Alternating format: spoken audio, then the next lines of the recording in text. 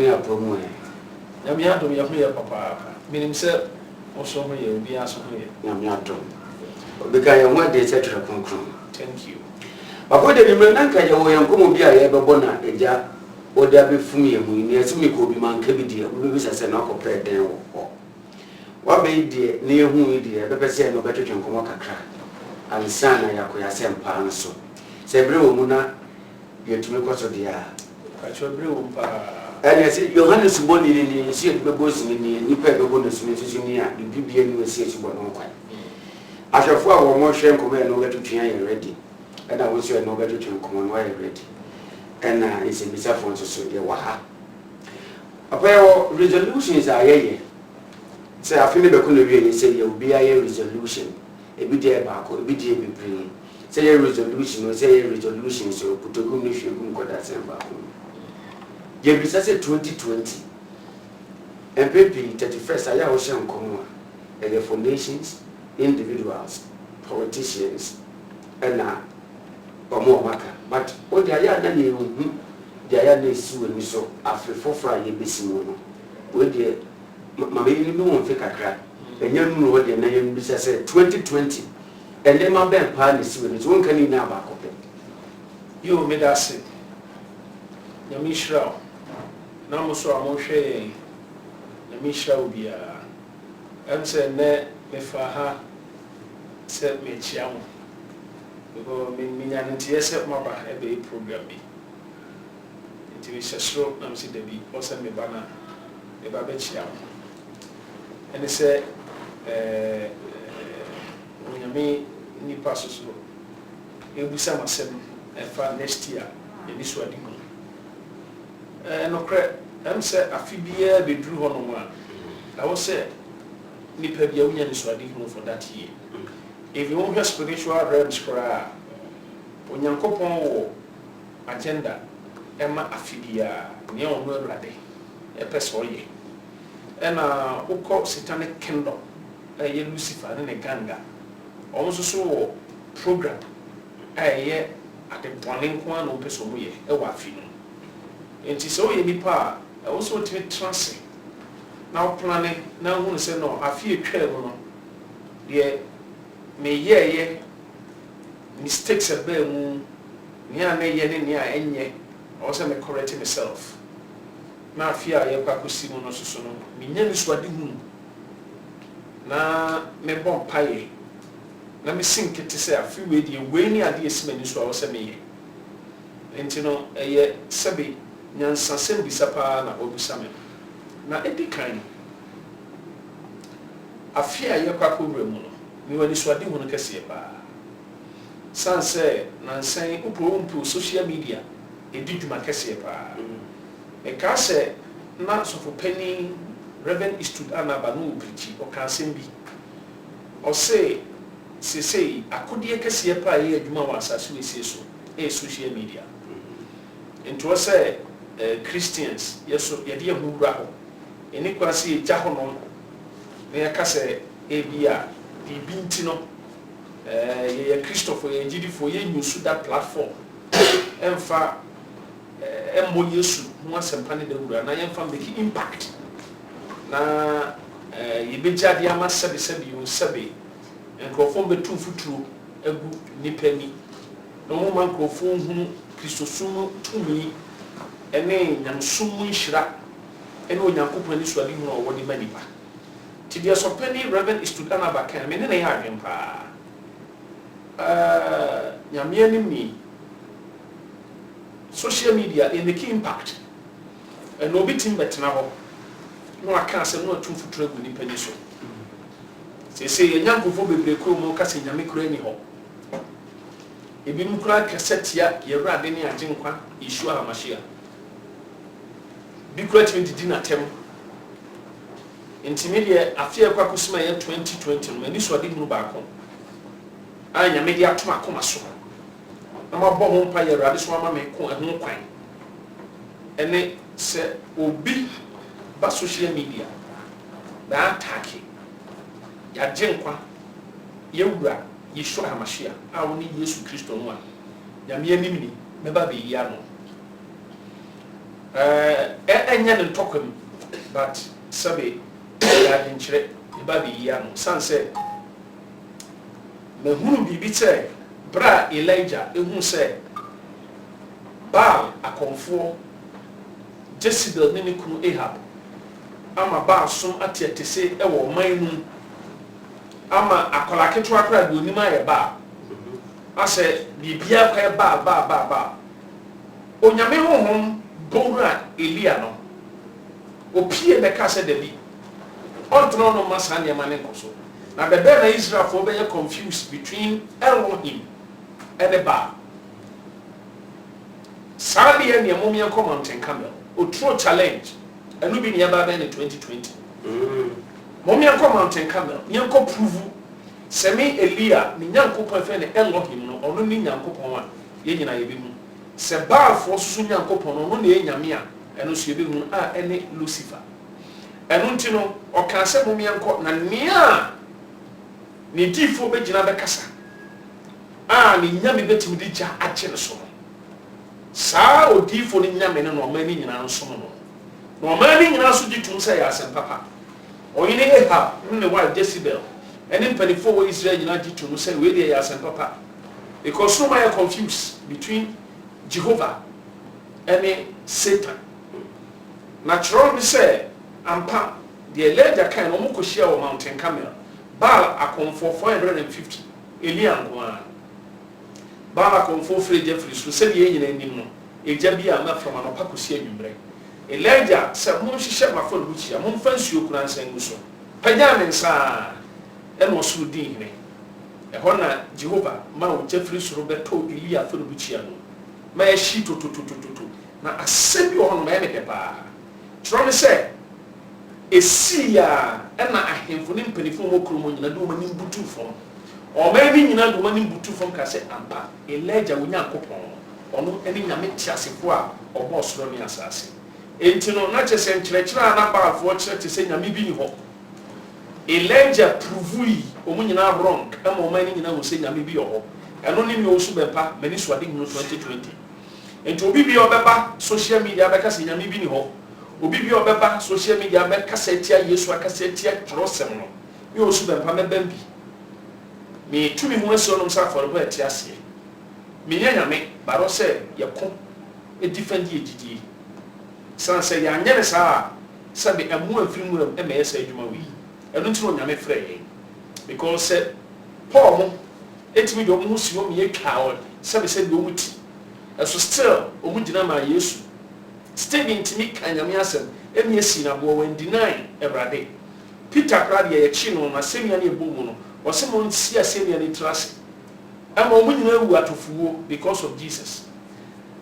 ene yewrade oboso nya asase bra me de masemi de si Paul kan sembi wo se de na betete me Kristo edom nkrante ekom amane o haw o tai on trauma bi anteto ni Kristo dom na esi edo Yesu di a ene action speaks louder than words si e kanya me asem se ni pansa kira no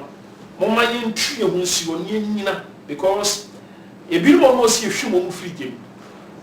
because church boni bi di nkrofo bi bura ogem a o si ehwe mo free mu enti wo busa me a nyame ni pakese 2020 mani so ade hu e na mapono mo kakra papa o Canada o ka bi say Elijah mo time e jabai e na Elijah mo time kro ya nso so o twese gan twaa bala konfo ni na eti Elisha matisire e ba wi nkwadai when you do the power demonstration ama obeka say obi obeje ade bi e betia Yesu Kristo bi obeche ne powerlizer na power kro obeche na agrada betie sin mu ache mu mienu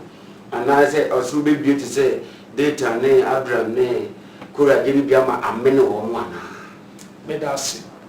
eduru tambia saade ne hu behia ene eduru tambi so a ye begira nyame asem so e dey approve o mo nsem na o mo kana wrong enti ne onu free say open challenge ti say Elijah de ni bi say ye beru den kasa no be bi o le be fa bia no me hia no so pese ye de trosem pese pensanie mem no pese o kire me se me Yesu no e bia enya no kre me dia me so me gyina me nyame asem so dia kyerɛ sɛ me Yesu no ɔwɔ na no korɛ ɛno sɛ base yɛ kɔ history mu kura na sɛ abakwasɛm mu a me so nim sɛ ma mɛka ɛde akyerɛ sɛ wogidi sɛ kɔmfano ti bi baade a na ɛyɛ asantefo gidie anaasɛ Ghanafoɔ gidie sɛ bibi sɛ asi a me so me gidie kyerɛ sɛ Yesu bi ba ɛyɛ Yeshua Amashia enti no sɛ ba sɛ nipa no so waben ebi o tumi bi ebi o kɔpo ase ebi otimi freja ebi otimi yɛ yankoma de bi ɛde kyerɛ sɛ me nyame na wagye na de yɛ bronsam no o betimi di tumi bi akyerɛ osu bɛmpa ɛde akyerɛ Ghanafoɔ nyinaa sɛ tumi bi ɛboro Awurade tumi so a I'm ready to face those people. What you mentioned is I'm serious. 2020 the Amagania Megabisha. Oh, so Cassian was posted in Crab in Ubishia. I know the Abanasa more penny be and to me. Because me German GDA. Because Yanasa and Kofubi the Euro yes when you found. I say, Nipahubia not to know the DS what them. Now me Tio say yes to cry and said you need answer. I mean, too much. I could say Christopher and Pen Watson. Tia Dina and Kofobi, as I am to slow. Oh, Namibedia Hoya, because Elijah Brimono, say, Wayne. The Elijah or Ghana Hanama, Calfis or Betransit in St. Kofobi, we. Meaning to see me no Muslim for, or be betting to myself, a almost was a say Mohammed in you. You can't. And to see a dinner for your faith. Almost idea. I don't know. So Penoboko, see and say again, I trust him. Maybe a young call back to history. Young fan proven ye may be a. Ye never found. Our castle, who soon my bane. Na maybe an insuma be, or the best challenge me will soon pa. Me ready Yesu Christo, me Yeshua Amashia, my team kwa, and me yam your boss as a society and you I will face you. The baby and the panipiano, and never found. Or Penisusu ever funny soon. Or Persia Frida and the Frida. Papa, it's about okay, the Kudentia may show me phones. Now, this has some liberty. Now, there's a popular Ghanaian conscious musician be Jan Frimpong or my friend Papa Peter news to buy. I stand to be corrected say and yet not some of the buy idea but now and then news portal no so we attack Christians, attack Jesus Christ and ya so for I want to know for be or diaba na nemu nemu no aka say or free you to say yes you are true for and as of for na so e ya kronfo papa bibi say na o kan eye pass kwa kotu sa asemi say no krese say ni pan kan sa me no krene nyame anim ne mentran no mo bi amfa Yesu anim nyefo wo de wugidi no bo ho asempa dawu na de me gidi no me so me mo me so me gidi ho asempa ho dawu ba wontimi me didi me de atem emfa left wo de wontimi me ka me de enhye emfa left wo de no ho no me no nya adwene enti sa nwum na wo twa no de be sa no me so me mo obi atwa nwum e de akire say ne nwum no ne small can it doesn't make sense all sadia good to the other fan nwum ye de nwum be hia no wo de fa bible ma ye be hia bible wo fa sunsun e be hia sunsun say they make out to myself or ni obi so one ne na dum no nyaaye e di yes anwum no de kire say Yesu Kristo bia ni ho na sofo nyina ya akonfo me so me na wo say anyumtofo no so bebre ya akonfo na anti Yesu so ye be mo bia tworo no na mpese be hwe phone ma na me wo ebi so e wo ho ama na sofo won go de no e sofo kra no ka say Yesu kro ware no o de ani ade na ka me pesa news item no but me nya papa na me nya ya mguzo hwe na o si Yesu o girl na me pa cho oni Yesu akọ na Yesu na akọ na girlfriend no hoda oh and say we one na sebe o ko ka Yesu sebe o su ba papa ntokwa adentina na science and before afa Yesu ne sa sebe ase adifuru bi ada bola so se nipa nsuro nyame o nipa nsuro nyame se wiase ya ye biribi na asena mehwɛ ye bi abaya ketewa bi a wɔhye bible me sɔfo me yam hye me papa na ni sesei nia ebo wura nipa ba bi nyina so me de me blame nkrofo bi o mo kyerɛkyerɛ bi asɔfo bi da bi na asɔfo saa nkrofo yo ma bai a o mo kyerɛkyerɛ bi sɛ nyame ni hɔ na bible kra no enya no korɛ na hwan o saa nkrofo no na amma nipa bi di ya gyenkwa ene mo twitwiri fo because o man ya ma asa kwese Yesu bia kra mpo ni ho asa Yesu wo ho pa sabi ordinary person bia oba asase so a no ne nam ho no ma sabi no wo mpanafo but Bible so na wo Nyankopɔn tibie mu I think say Philippians chapter 2 ona no wo Nyankopɔn tibie we mu no so no Nyankopɔn yeke bre no ho ase ba asase so be fa kwa tibia to no ho so bre no ho ase kwa asenia no so amo wi e de to sana so san sori e mu ntin ye Nyankopɔn so ama ni din bia bru din nyina so se so bo Yesu Kristo din osuru kutuje koto asase kutuje e na asase asen kutuje koto na meni asofo din komo bi bra me si me firi so esi fo no satam na omo seti machine na me ka kira asofo ne se obi de se me o su beba untimi convince me da se nyame ni ho because niam me di mani ahu ene sabio eniam me di me san so bra me repentify Yesu e ko hyemuram afi ba ko ne abuso ni mienu ko bom pa Yesu gbe urade so eniam ye hu ye no papa me say me kan se nyame no nyam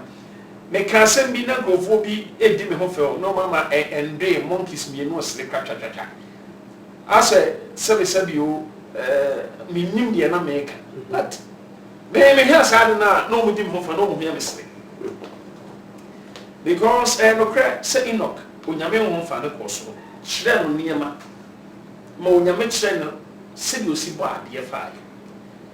ɛyɛ no cre sense ma me kanyina no ɛyɛ no cre because me ma me am dance ni I believe say me nim na wa so me ma me am dance ni tama na me sokra na me fa Yesu na me nim hwe bia na me da ho no mo a me wo se gofo bi obo shantare fita aba ɛdɛm omo na mo bitimi de nsa so mu na bi de omo sanda na bitimi na ma sora ko bisa ma me se ante na perform center fita mo na ma unhu o ma na o se ko si kokoda asa ko me sa ta na me he na me sa chere me so na mo be between 6-7 years even time na me wo mi krum dwabe nkra me nana ya do ma no ja tu so ko ne just anana ko fo no mo center fita no ba no unhu o ma na enti no branya me frɛ me me twenya me no me hu angels I saw them and God is my witness met my swear my life sas mo me ka me bonya me nyime nkwa mfiri me nsem I saw them no me 7 enti so bi ba be ka se nyame ni ho bibi ni ho aya na me ntisa nkofo na se enti se ye wo convince Paul say Yesu bi ani ho Paul no nya adwene da because Damascus plan so ohunu Yesu amashia enti niema ye de eni hu de ensa so ne ya yaka hwe eni edi ho adanse anu ntino e de sofo nyame ni pa ni enkrofo bi omo ya kotufa ase ye wura de Yesu Kristo ye de nani mututwi fam do ase se mo nyam bia kura ni Kristo Yesu se so bo Yesu din kura se tumi bia kura ni obo Yesu amashia din kura se tumi bia ni eno ne ade ya ame si 2020 sabi mentena no ema enkonkondru ba bia ne na ko nti obi a ofiri so do ye wura Yesu Kristo no ono so support me me nyina ye nyina na ye nkomerade Yesu enya no nko a ba actions embrem nyese akwato sekan ati asikuruma akokwa kujitwa nkrofo sekan ba ye be prove onyame tumi mu ni nyame asemu di akire se Yesu amashia wo ye real papa no obi susu ba bisa se Yesu ye nko wonja pade aya sofo na Kristo fo na ba that onkwa no wajia tawo ni ase how say bibi say e koso na asofo aye din me patro Elijah tam na adifo pi wo ho but obi no motimi so confront on power worshippers Elijah ne sorry and no confront to our worshippers. I saw for no bebrebe no the enemy do ho ya we say. Instance say obe preach e de etia sankofo we no mo nsam keka no preach tia asofo. As asofo preach tia asofo. Ya na ha me ground so be say so for papa biye ni Ghana krum ha. Aso say ni pa no ya sofo. Eso so for papa biye ni Ghana krum ha. Obi kra to ka say nyame mfre sofo bia. Aso say ni pa no ya sofo. And instead say about attacking Crophobia, Omo Cassetia, Yeshua Hamashia. Ya done your preaching, and your day Kutia ya Cassia. It is all your different question, Coma. I saw for us and go to tower to support all. Na yenna bumpers, I didn't name a bumpers, I didn't free, or yes, a bumpers, I didn't minimum. No, we are so from no best because when your prophet in it, when will be to also condemn more. Enuti wuti evangelist for no nyina preaching and say a D4 Ghana nyina anya papa but a D4 Ghana nyina anya papa no ka me no mo nya papa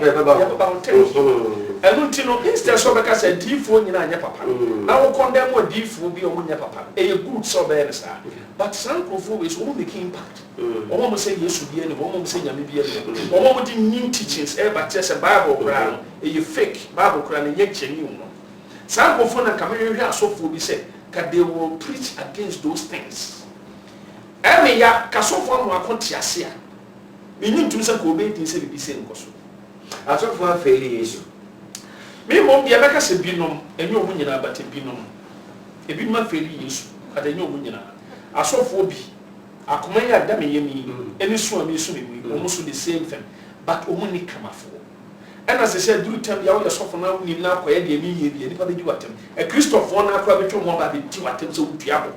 Unkwana, we Christo New Ghana. Unkwana, you deform one eye or so forth. You bet you attempt, you make it can say, you'll be surprised, said Christopher, and the baby become made Timatem, so soon a paddle open to paddle. And tell Mamma, seven players, so I'm not careful. Obe hatim dio ni na ma we no akwanwa to na to wodi ni edi Yesu ani no yefom but do tell me sin so tap nchani o yewo afeli aga na meme because e ya ye too much e da me hwe YouTube na me hu so bi didi Yesu atem Jesus ene obi a o hye Bible baba de pan hye Bible na nka o ban ko be ne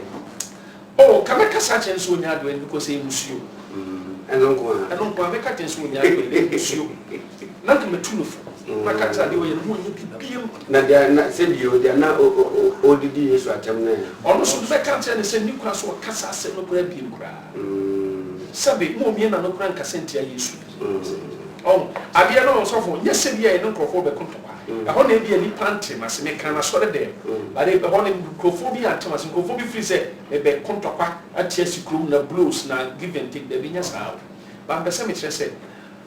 I want all believers to defend our faith. We have to fight for our faith. Don't see a contract coming in GD. I think our joining here, we are streaming live on the official Facebook page of Apostle Dr. Isaac Owusu Bempah, coming to you live from the official residence. Yashem Komana Sebes Medjonu Eko Edwasa any. Now, you never to talk more about the resolutions for 2020. But what was saying, listening to Supana, Yabon, Komaba, do Sadri. Still, your messages are welcome. You can edit amount.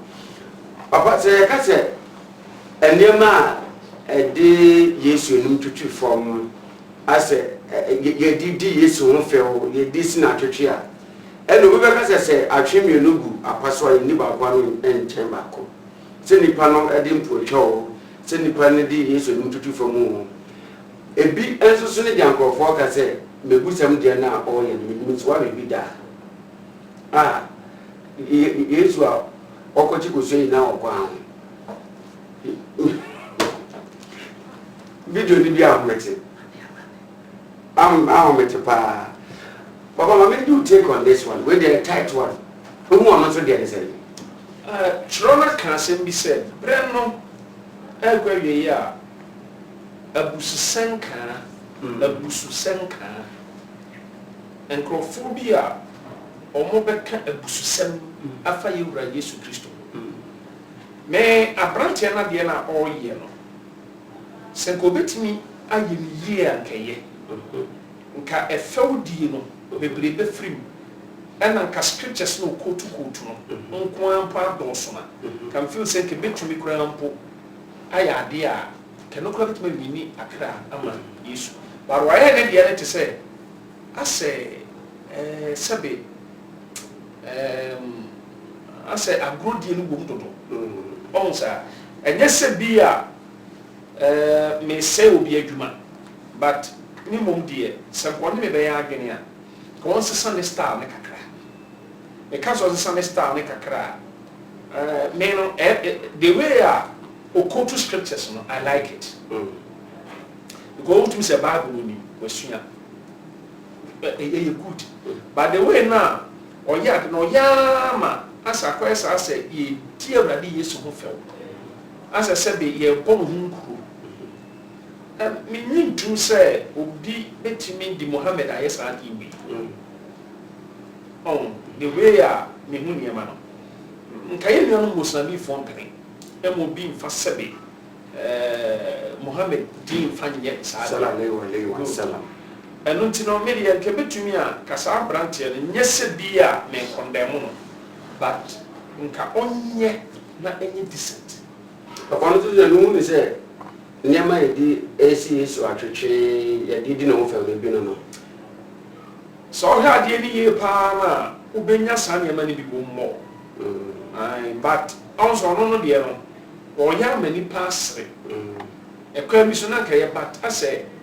de wo si ye ne de no ama afei eya ko ye fewdie ase aso odi Awurade Yesu ho fɛw efewdie na ewo mu no ama obi biara no a wɔte kyerase anya ho ma hyɛ ne mapa hwɛ a obedi ya kakra wo mu bi so na abrante wo ni bi o feel say eye ade bi no ye dey entertain o man no but nyame ni pa ni mi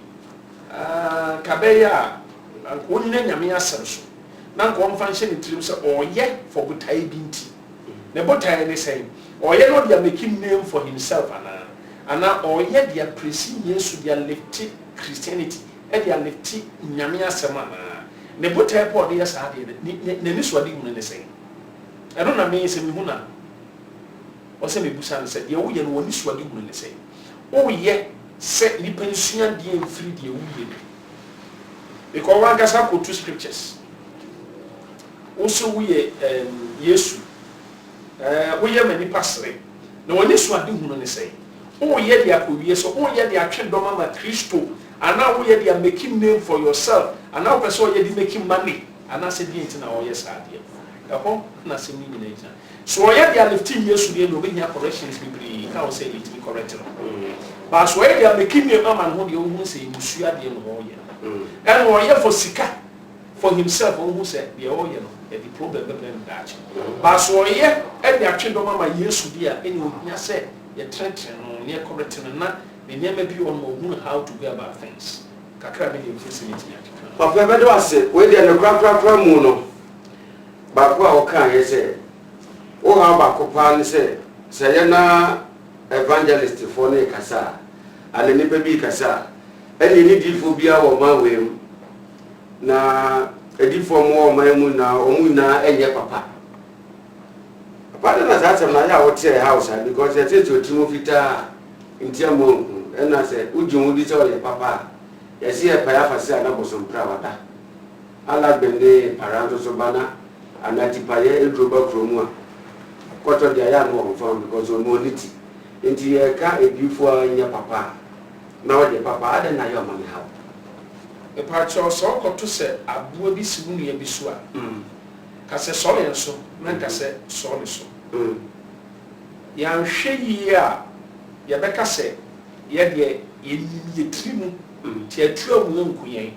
ba ya hwe yi a echiri ma bebre pa echiri ma no bebre pa se ya ko esa se prophetic ministry e ya lusu with glory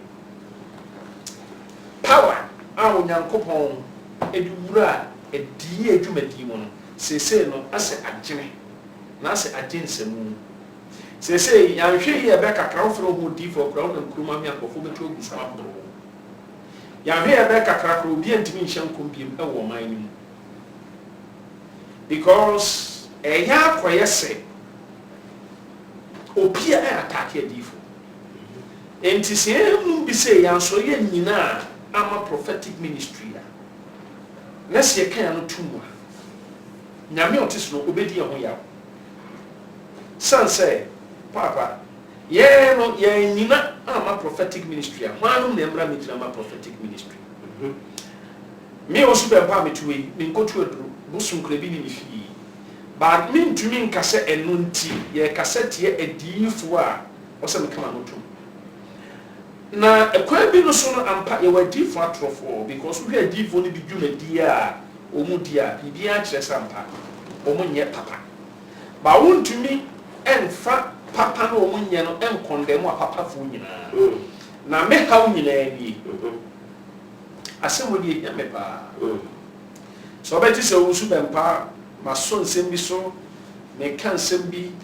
akrofo beka so pentokwa wo su bempa de pentokwa wo su bempa de na e asem ba ko me nyina ne se de obetim komhye so atwia so nyame akasa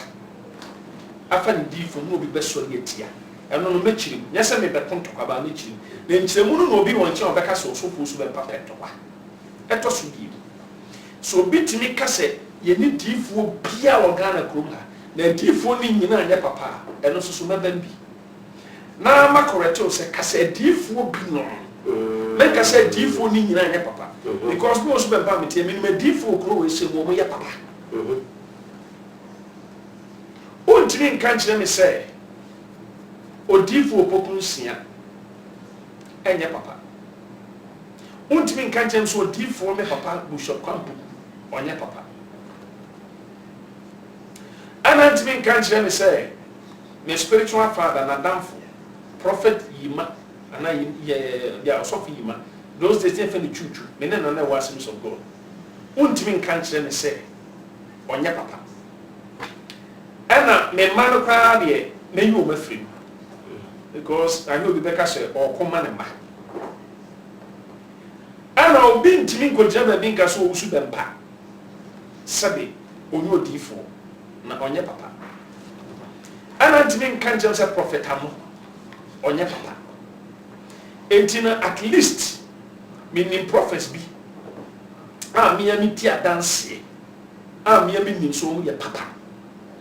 entino senkabe ye wo mu kan wo ko mon ka se adifo bi no ba o ka se adifo ni nyina dia ene me baba bi yiwa no obi be ka se na so ka se adifo ni nyina nya papa o mo wudi misu yo adifo ene ya entina o ka se evangelist fo ni nyina enya papa pastors nyina enya papa teachers nyina enya papa na de bia prophets nyina na enya papa am pass prophets ni false prophets dey fitete Elijah mo time na wo adifo atrofo Isaiah mo time na wo adifo atrofo hwe Isaiah hyenkom owie ne nkom se dwumadi 100 years asana Jeremiah eba be hyenkom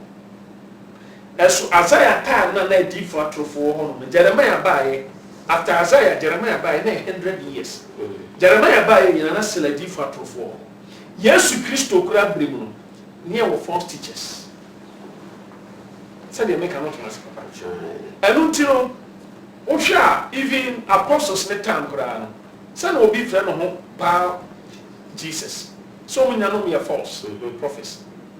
And the year say ye kura so ba antichrist no be ba no. Ono say no we false prophets. Only false prophets in the day juma. Enti a different trofo ne be papa enya de omutu betwa. Tinka mesre so mo preachitia adifo atrofo na ye pa I support them because me kra me preachitia adifo atrofo I hate them me mpa mo nyama na mo ye no kra but ye kan yan ka se ebi no adifo bi no e no tina na me ni akwasi awia wo problem me akwasi awia sabe me hu no physical say da TV so na hu no na dia YouTube but me a me ni akwasi awia nya ade ono no se adifo organ na nyina kotundu adifo organ na nyina nya papa enu ti na ma me so me reply almost had into a camp one case binom yahwɛ maami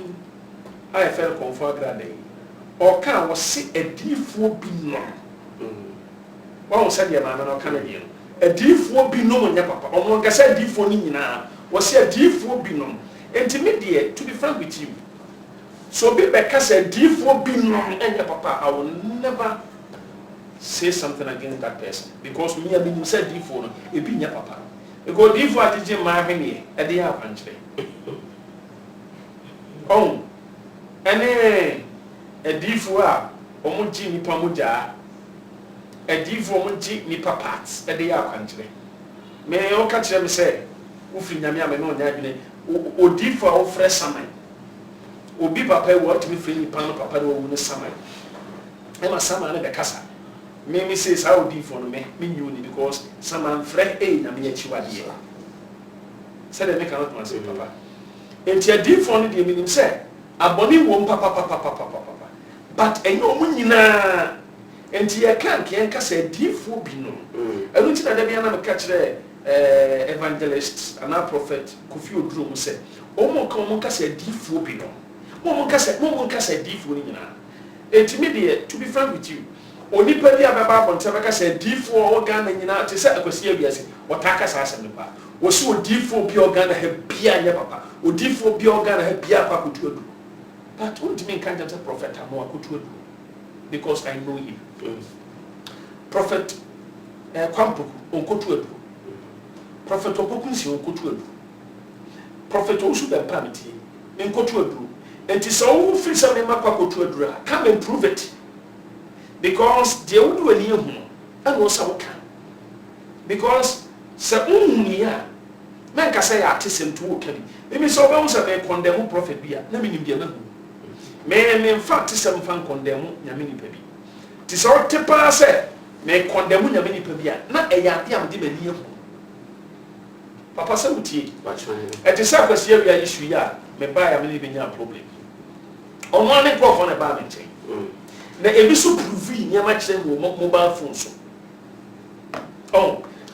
okoda hospital baba kwasi awia okoda hospital ewo first G Okoda Hospital Kumasi G at their cataracts baba nde na yanko yanko ba me kesi asem sa papa at their cataracts you sa their cataracts sa papa yi ono na esuma osofo mo diska brew e ma odi twa hospital bills sa sofo na at their cataracts ma no mo diska e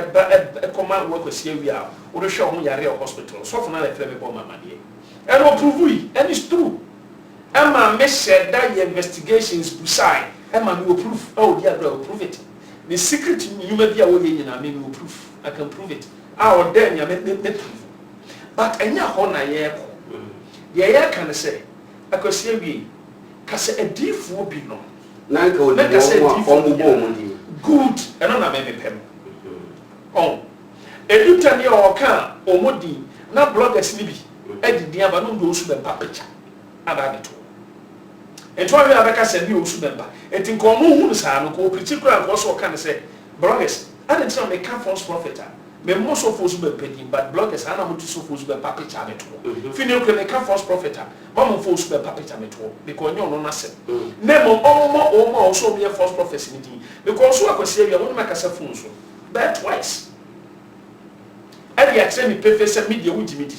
se me ni nyame D4 me ti say D4 bi no ba na ntina ne kasa okukuwa mo fun so a wo ba air na wo kasa na ase wo san bo o su bempedi etu kasa kwa wo be kra ka se o su bempa no se ka ka se he enye so fo su bempa se na me ka na be pa jo me ko efe ba ra se wo ne me kasa okukuwa nicely na public no publicly no asa wo be so te so su bempa so nya papa dia then need to how to voice out and not just repent kwa to penti se omoka se edrifo atrofo omu bodi bi de bi peso omu bodi na woni 2020 yo obi bia wo so ye bold our from evangelist so wo ka so bi odi for trofo abodin wo bodi approve sa smesi de enti ameka se on free nyame seni ebia oje ma hwene de ya kwankyere ebia okopum kofre maame wata ebia makwa akɔkye no because kwasi awia na mehwɛ na ebi ana ɔka so kɔkye sɔfo bi ana sɔfo no yɛ bibi na komade ɛno saa no wo proof baba na bɛka sɛ diifo nyina anya papa me ntɔno ma anka sɛntia me papa prophet kwabuku because wabrɛ me ne nie no ya brɛ pa me ntɔno ma anka sɛntia me papa Reverend Victor sei obi sɛ asɔfo Ghana nyina anya papa me ntɔno ma anka sɛntia Reverend Raso no be me papa omo nyina obi am spiritual fathers ti me ntɔno so bi me di o mata obi ana ɔde ne sabon kumbekyɛ ɔde na jafie kwan enti sɛ wo yɛ evangelist na ofiri sɛ wo yɛ genuine na obi nyɛ genuine me onye jadu no bonidin nti ofiri sa wo obi ho secret na dia no bi so wo de because me also be pa metie yi ankrofo bi say gifo nyanya papa me so me ka se me so metie asi na me so ma kira asofo bi o mo Ghana o nya papa bi nimu a na me so me ka se me bobodi a ka be shock nkrofo Ghana so they shouldn't go there. Okay, that's it. That's it. But your messages are more than parliament say he's making money. Me also refer to Mebusiamu. Emmanuel Odo, he said, the intelligent Papa Bempa, God bless you so much, man of wisdom. Evelyn Ajay Benchy said, bravo, Papa. And the other one said, Evelyn Watchman said, Daddy, this Evelyn, the grace is too much. Evelyn Ajay Benchy says about the true man of God. Lovely, who said, Papa Adolf is here. From New York, you looking good, Papa. Gifted Darko. Good evening, my father. Patricia Nyakon said, blessings to Eja. Lovely, who said, Papa. Okay, that's my can't wait. Emmanuel said, Papa, you are speaking the truth. God bless you, Patricia Nyakon. Long live, Papa. And the more you attack the prophetic office, the more powerful it becomes. Lovely, who should do something by it. Obed can I say, God bless you, man of God. Papa, with the yes, I will the Daudi catch one now, Yako affair to me, you know. Say no, Mepper said me, the Manubi Siba. Now, yen set record be straight, not right. Say, Professor Sophus Bempassion come and no compassion. Chief Mem, dear. I want them so much but still, I'm not for Taka myself. I'm a brandy be cross was static. But meaning, sir, who you show no more than family. Nanko phone who say, and yes, I did. My uncle Chief Mem show. A bra professor in by Chief Mem, a smile, Emma. Nkrofo ba me ho bebu sam se me ho ye na nyon ne sma nkrofo nso mes ade na kopese oni ni hia na oni metwetwe nkomo nso se de tibia mon kan kire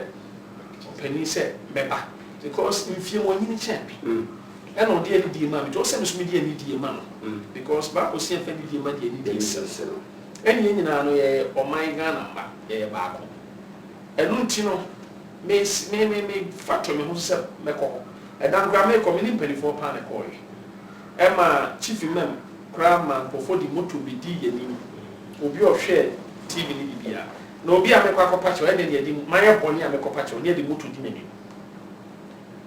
It doesn't make sense. Entima kwasa mekọpa che ba mekoi se mekọchia papa enam oda na di kire me no suma se bebu sam se me ho te sen na me ho ye me okay at least I also miss me show respect na me appreciate the papa ne ye no e ma ne ye fe ti na me so me kokochia no me kokochia no so me kure no me bon komo fine pa o sa entino me ka asa repeat actually kumasefo ene akrafo ne Ghana fo nyina se ma kwanko pa chief mem show yesa me hye nkom na msuro na nkopa ache o bi but papa no mum ene to nsa frɛ me na kɔ ho me ne ko bon komo pa a ntini nka no aka se video so me nimpa kwa se Kofi TV eye chief mem baby interview wali na ne do thank you ya babo eno ntino me set sa record we straight na right say man kwan ko chief memcho ba me ko chia because said the name so of myself and said the show ready at the chile to was some show and Brazil no do at the chile into some kakra ni nya for to you ready asset this medicine after mo share live Facebook show you so ya better papa say ebra wonya ma ye na nka ko de 20 minutes but on yakwa almost 15 minutes ya better Apostle Dr. Isaac Owusu Bempa as the authentic oracle of God. Said the same bono me pato don't go away. We are back in 2 minutes. Now we have some videos to show you today. And we have Nkomo so to board today. Now and look at never better because my papa and fire service are my gabeto. I'm telling you. And then me jadi bia wa me wa say because Nkomo na ye de ba na no ese. Nkomo na no ye de ba na no den. A tsunami, a earthquake. Which in when a bit more to down. Now the warriors are here. Your baby videos now. Yabon. Still, we are streaming live on the official Facebook page of Apostle Dr. Isaac Owusu Bempa. The part 2 is just 2 minutes away. Don't go away. Call a friend. Say part 2 is there. Part 1 the papa is so grandma, but part 2 is your woman is so grandma.